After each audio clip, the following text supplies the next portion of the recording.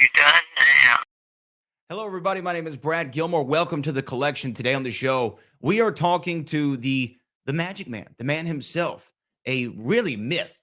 We say man, myth, legend. This man is a man, myth, and legend.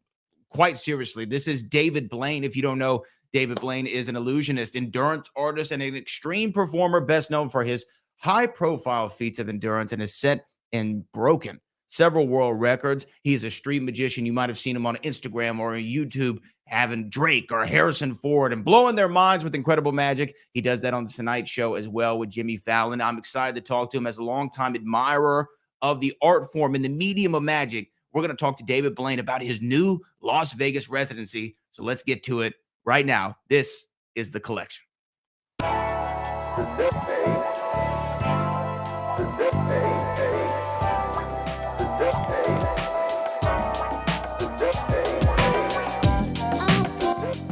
And he joins me right now to talk about his first ever residency in Las Vegas, Nevada. That starts on September the 30th at Resorts Casino. You can get tickets at davidblaine.com. David Blaine joins us this morning. David, man, just an honor to talk to you.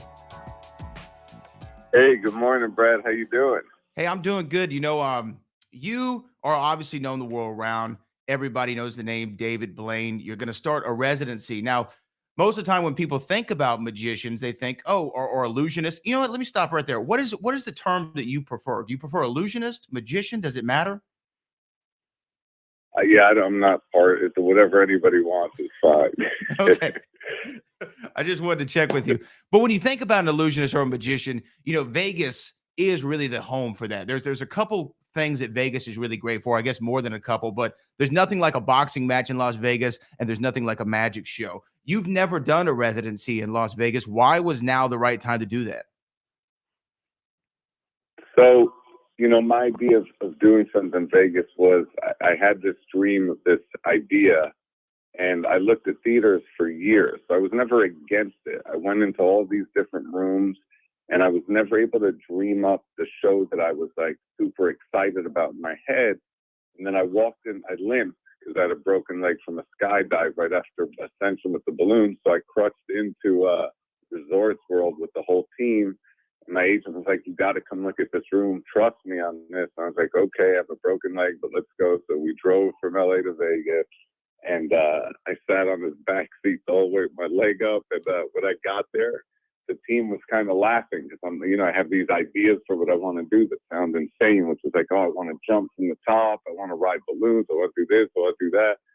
And I looked at the room and suddenly I was like, whoa, this is it. And that planted the seed. I think everybody there involved thought I was delusional and out of my mind. But after the last couple of years that we've been working on this, is starting to come together. So it's kind of a dream come true. And a show like this could only happen once or twice a month because physically it's impossible. So the only other space equal to this would be an arena, but to do an arena tour, you have to run it 4 or 5 times a week, which this show, if I did that, I'd be dead. So this is kind of best case scenario for me. It's like I get to work all month and it's like the most intense cut 2 days of my life and then take a month to recalibrate, prepare, and get ready to do it again.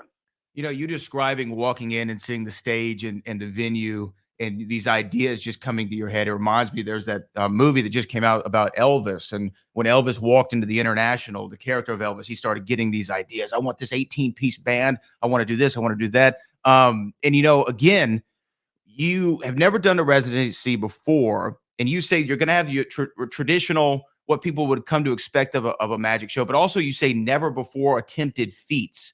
I mean, what does that really mean? I mean, can you give us any kind of tease as to what a never before attempted feat would be? It means you have a show that's full of all of my craziest stunts that I've worked my entire life on in one night. So it means, there's balloons that I can float with. There's things to jump into. There's water tanks that are huge aquariums shaped like spheres. So there's basically everything that I've ever thought of, plus cards, there's magic, there's a whole show in the middle. So it has every single element of my entire career, kind of like the best of the best plus all move rolled into one. Not to sound like I'm hyping it up, but I could give it like this.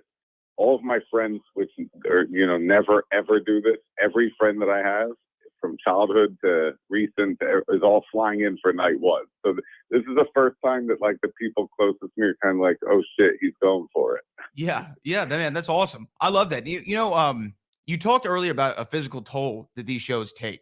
Down here in Houston, I work with a wrestling Hall of Famer, Booker T, and I see a lot of parallels between magic illusions and professional wrestling. It's an incredible mental toll, but also an unbelievable physical one that I don't think people really can understand what people go through when doing these performances. Can you speak to the physical toll that it takes out on you to put on a show like this? Well, I can just tell you that training for these things in the last 8 weeks now, I'm down 27 pounds just from the training of it. So just from getting ready to do the things I'm doing, it's, your body's shifting, like morphing in a way that, only when training extreme for, holding my breath to the world record type stuff. So that's what the show is. So it's like that. 27 pounds. Oh my gosh. When I was a kid, my folks got me these Johnny Carson tapes. The Tonight Show host Johnny Carson, the legend. Of course, you've had some iconic, iconic appearances on the Tonight Show. But Johnny was a magician when he started out, and I remember hearing about that. So I ran down here in Houston to Frankel's Magic Shop, and I started taking lessons. I never made it past the cups and balls. However, I think that time that Johnny Carson spent as a magician made him a better comic due to the timing that it takes to pull off some of the illusions. I've always wanted to know, do you find that there's a correlation between comedy and magic? Yeah, not just between that, but lots of scientists, lots of people that I've met that are top of their fields throughout the years all started with magic. So magic, I think, gives you this learning curve of logic and science and math and psychology and timing and public performance. I think there's so much rolled into one that it does lend a hand to anything that you want to do later in life. So I agree with you on that. Okay. You've also, done some of the most incredible tricks. We talked about you and Jimmy Fallon on the Tonight Show the other night was great. Do you have a favorite of your celebrity interactions or reaction to one of your illusions? Yeah, I mean, there's so many, but one of the highlights was Stephen Hawking, because I was told he's not seeing anybody, he's not in a good mood, he's been in a lot of pain. I went up to Oxford, or was it Cambridge? I want to know. I went up to Cambridge to visit him, and started doing magic for him, and immediately, you think he's not going to react, and suddenly he's smiling, and you can see he's giddy, and that was pretty amazing for meeting a celebrity, I have to say. Yeah, he was great. But there's so many along.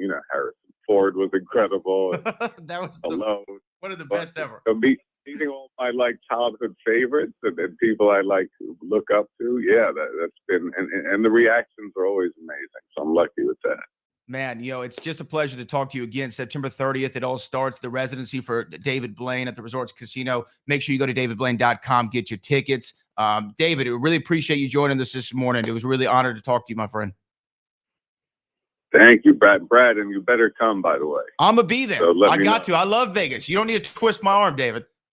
All right, well, give me a heads up. I will. David Blaine, thanks so much. All right, Brad.